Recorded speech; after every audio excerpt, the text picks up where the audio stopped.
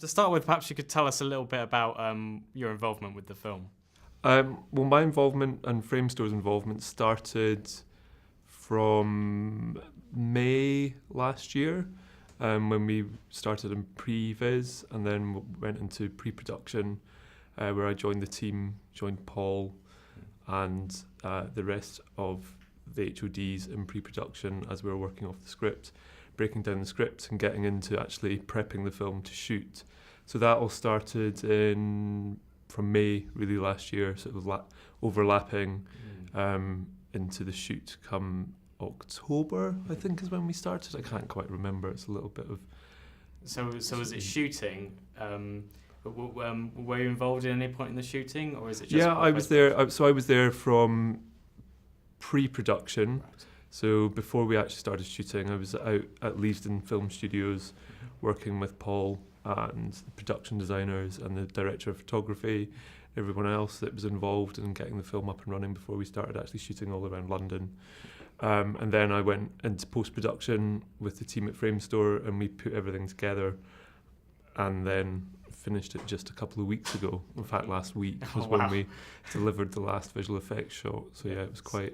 So obviously the sequel to Paddington 2, yeah. obviously, it contains it's far bigger than the first one, isn't it? Yeah. So how many more shots did you have to animate than the first Paddington? All told, we had around about the 1,200 mark of visual effects shots.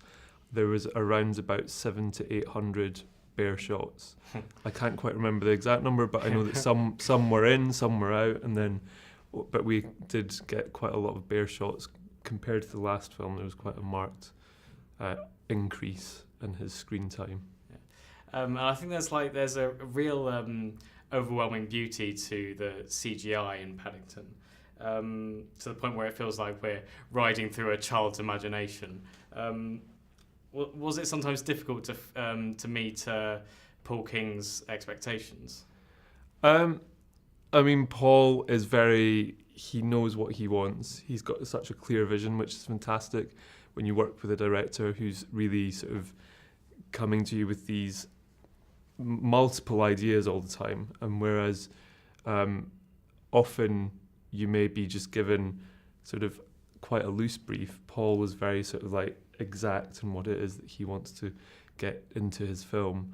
And I think the beauty of working with him is that he does have such a rich imagination, and I think that shows in the work that, I mean, some of the briefs we would get from him, we'd just be like, how shall we do that? But from our point of view, it's a really sort of exciting challenge to take on. And I think this film, more so than the last one, there was a lot of very complex sort of set pieces, if you like, for visual effects to realise.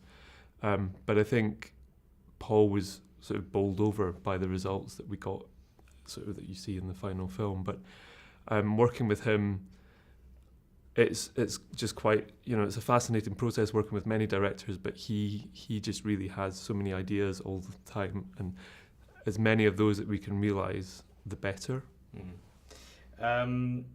Because the film has a certain Wes Anderson quality, knowing you briefly worked on Fantastic Mr. Fox, I was wondering if that in any way informed your work on Paddington 2. A little bit. I mean, I think that Paul, though, is by far and away his own man, and he absolutely, he maybe takes some cues from people like Wes Anderson, but I think the sequence that's maybe closest to that is the prison escape, but I still think that has very much sort of Paul's stamp and the stamp of Paddington all over it, but maybe a little bit of that, but I think that was much more sort of came from Paul than myself.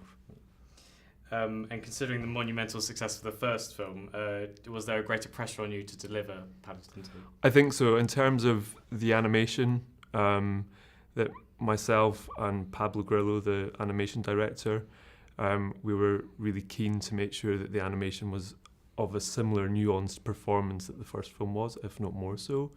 So yeah, there was quite a lot of pressure, and having sort of read some of the early reviews, I think both Pablo and I feel slightly relieved to some Good. degree that it's been received very well. So yeah, there was quite a lot of pressure, a few sleepless nights, I think.